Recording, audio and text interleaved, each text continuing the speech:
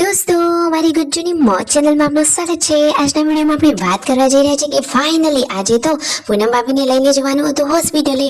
તો દોસ્તો, ઘરેથી બધા લોકોએ કેવી તૈયારીઓ કરી હતી, બધા લોકોએ કેવી માતાજીને પ્રાર્થના કરી અને પછી બધા લોકો કેવા તૈયાર થઈને બધું પેકિંગ કરીને હોસ્પિટલે ગયા અને હોસ્પિટલમાં ત્યાં કેવું રહ્યું એ ઘરથી અને હોસ્પિટલ સુધીનો બધો જ સફર તમને જોવા મળશે આપણા આ વિડીયોમાં। મારી ચેનલ પર નવા હોય તો ચેનલને ફટાફટ લાઈક શેર એન્ડ સબસ્ક્રાઇબ કરી દો। Full video in life of Thakor channel દોસ્તો ફૂલ વિડીયોને લઈને ડિસ્ક્રિપ્શનમાં મૂકેલી છે, ત્યાં જઈ તમે આખો વિડીયો વોચ કરી શકો છો। આવી ટૂંકી ટચુકડી લાઈવ લેટેસ્ટ ટ્રેન્ડિંગ માહિતી મેળવવા માટે કરી દો મારી ચેનલને ફટાફટ સબસ્ક્રાઇબ। તો ચાલો દોસ્તો, વધારે રાહ ન જોતા આપણે વિડીયોની શરૂઆત કરી દઈએ છીએ। તમે વિડીયોમાં લાઈવ જુઓ કે ફાઇનલી આજે પૂનમ ભાભીએ કહ્યું છે કે આજે તો હોસ્પિટલે જવું જ પડશે। તો બધા જ લોકોએ એડવાન્સમાં તૈયારી કરી લીધી છે। આજે તો વહેલા 10 વાગે જમવાનું પણ બની ગયું છે। બધાએ થોડોક નાસ્તા જેવું જમી લીધું, કારણ કે હોસ્પિટલે જવાનું હતું, લેવાની હતી ખુશખબરી, પરંતુ બધાને તો એ ચિંતા તો થાય જ ને, એટલા માટે કોઈએ ધરાઈને પેટ ભરીને તો ખાધું જ ન હતું, પરંતુ જે ભાવે એવું થોડુંક ખાઈ અને બધા લોકો તૈયાર રેડી થઈ ગયા છે।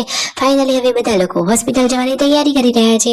ગુડ્ડુ અને જેન્સુ પણ સ્કૂલમાંથી આવી ગયા છે, તો બધું જ પેકિંગ થઈ ગયું છે અને મિતાશને પણ ચોટી વાળી અને મસ્ત મજાનો તૈયાર કરી લીધો છે।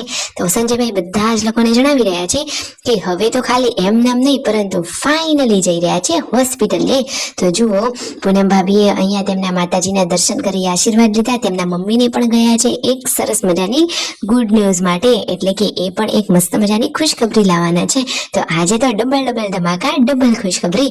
તો ફાઇનલી બધા લોકો થાર ગાડીમાં બેસી રહ્યા છે, પૂનમ ભાભીને સૌથી પહેલા બેસાડી દીધા છે અને હવે બધા કહે છે કે ચલો અમારી સફર તો ચાલી હવે હોસ્પિટલે। તો ફાઇનલી મસ્ત મજાની ખુશખબરી લેવા માટે બધા લોકો જઈ રહ્યા છે હોસ્પિટલે। હોસ્પિટલમાં એન્ટ્રી કરી લીધી છે, ડોક્ટરે પૂનમ ભાભીનું ચેકઅપ કરી રહ્યું છે। તો જુઓ હવે ડોક્ટરે શું કહ્યું તમને ખબર છે? બચ્ચા પાર્ટી પણ બધા જ લોકો એમની સાથે છે। જુઓ સંજયભાઈ બધા જ બચ્ચા પાર્ટીને લઈને કેવા બેઠા છે અને હજી તો એક પેન્ડિંગમાં છે। તો ફાઇનલી અહીંયા બેઠા હતા ને પછી ડોક્ટરે ચેકઅપ કરીને કીધું કે હવે તો અત્યારે અહીંયા રોકાવું જ પડશે। તો હાલમાં પૂનમ ભાભીને આરામ કરવાનું કહ્યું છે, તેમની તબિયતનું ધ્યાન રાખવાનું છે અને જુઓ સંજયભાઈ તેમના મમ્મીને લોકોને ફોન કરીને જણાવી રહ્યા છે કે ફાઇનલી હવે અહીંયા હોસ્પિટલ આવી ગયા છે અને એડમિટ થવાનું કહી દીધું છે। તો તમે પણ કામ પતાવીને ફટોફટ હોસ્પિટલે જ આવી જજો। તો અહીંયા બધા જ લોકો રાહ જોઈ રહ્યા છે અને પૂનમ ભાભી જુઓ હવે બીજી રૂમમાં શિફ્ટ થઈ રહ્યા છે, તેમની તો ચાલવાની પણ હાલત નથી। દોસ્તો, એ તો જેને તકલીફ પડે એને જ ખબર પડે ને, આ દુઃખ તો એક માતા જ સહન કરી શકે।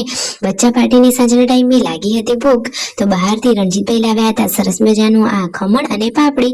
બધા લોકોએ થોડોક એવો નાસ્તો કરી લીધો અને અચાનક તેમના ઘરે આ શું ઘટના બની તમે જુઓ તો ખરા। કોઈએ આવી અને તેમના બાથરૂમમાંથી આજે મોંઘી એમની ટ્યુબો, પછી જે ડિટર્જન્ટ પાવડર અને જે બધી જ મસ્ત મજાની પ્રોડક્ટો વાળી ટ્યુબો હતી બધી જ ખાલી કરી દીધી છે અને નકામી વેડફી નાખી છે। સંજયભાઈએ ઉછારેલા જે સરગવાના છોડ હતા એ પણ તોડી દીધા છે।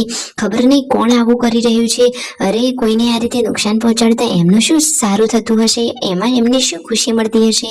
જુઓ તો ખરા ને, એક બાજુ બધા લોકો હોસ્પિટલે આવ્યા છે, ઘરે કોઈ છે નહીં, તો એનો કોઈએ ફાયદો ઉઠાવ્યો લાગે છે। હવે તો એમને ઘરે કેમેરા લગાવી દેવા પડશે। અહીંયા પૂનમ ભાભીના ઉપર જુઓ શું વેદના થઈ રહી છે। ફટોફટ ખુશખબરી આવે એવી પ્રાર્થના, સબસ્ક્રાઇબ।